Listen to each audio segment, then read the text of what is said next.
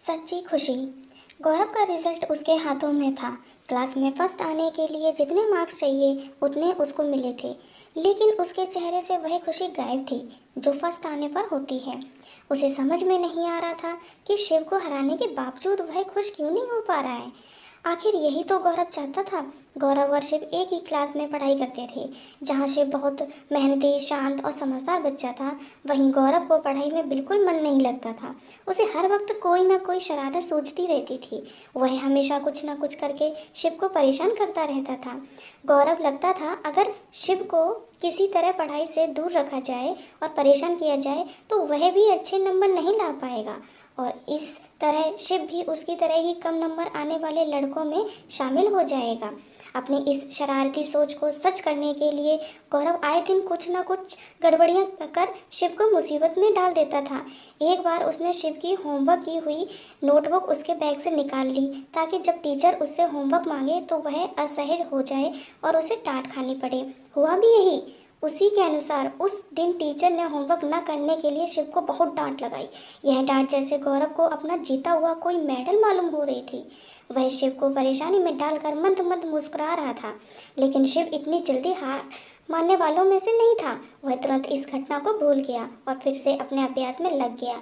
लेकिन गौरव को चैन कहाँ पड़ने वाला था। वह भी लगातार अपनी शरारतें और शिव के खिलाफ शैतानियां करने से पीछे नहीं हटता था।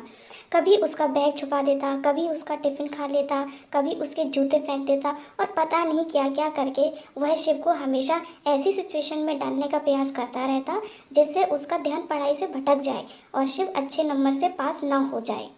इन शैतानियों में अब क्लास के बाकी के शैतान बच्चे भी उसका साथ देने लगे। उन्हें गौरव को शिव के खिलाफ उकसाने में बड़ा मजा आता। दूसरी तरफ शिव के ग्रुप के समझदार और पढ़ाकू बच्चे उसे पढ़ाई करने के लिए प्रोत्साहित करते रहते थे। शिव इतनी सारी मुसीबतों के बावजूद अपनी पढ़ाई किसी तरह पूरी कर ही लेता और हमेशा अपने क्लास में अव्वल आता। गौरव के मन में पढ़ाई न कर पाने के कारण और शिव के हमेशा अच्छे नंबर आने के कारण हीन भावना बढ़ने लगी थी। वह कुछ भी करके शिव को हराना चाहता था, पीछे छोड़ना चाहता था। जल्द ही परीक्षा का समय आ गया।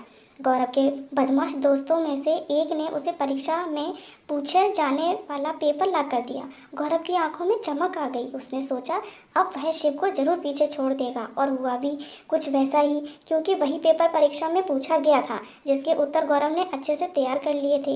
रिजल्ट के दिन सभी विषयों में हाईएस्ट मार्क्स के साथ गौरव क्लास में अव्वल आया था। शिव अव्वल न आने पर थोड़ा सा निराश जरूर था, लेकिन दुखी नहीं। वह गौरव के पास आया। उसने क्लास में प्रथम आने पर खूब सारी बधाई दी और उसे गले से लगा लिया। शिव का यह बर्ताव गौरव की एक्सपेक्टेशन से बिल्कुल परे था। हमेशा शिव को परेशान करने के बाद और हमेशा उसका बुरा सोचने के बाद भी शिव ने जब उसे गले से लगाया और उसे बधाई दी, तब शिव की अच्छाइयों ने गौरव के ज़मीर को पूरी तरह से झकझोर दिया।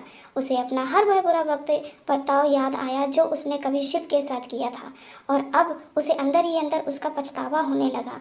वर्ग शिक्षक ने सभी टॉप के विद्यार्थियों को बधाई दी और अव्वल आए गौरव को अपने पास बुलाया।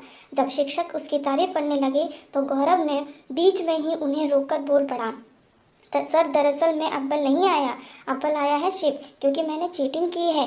पश्चाताप की आग में जल रहे गौरव ने यह जानते हुए भी कि उसके कबूल करने पर उसे स्कूल से भी निकाला जा सकता है, फिर भी उसने सच्चाई कबूल कर ली। वो अपने किए पर रोने लगा और गौरव को अच्छा नहीं लग रहा था।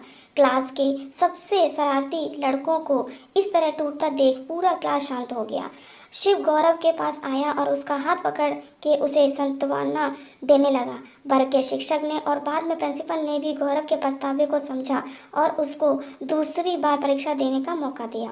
दोस्तों, छोटी सी यह कहानी हमें सिखाती है कि सच्ची खुशी के लिए सच्चाई का रास्ता भी उतना ही जरूरी है।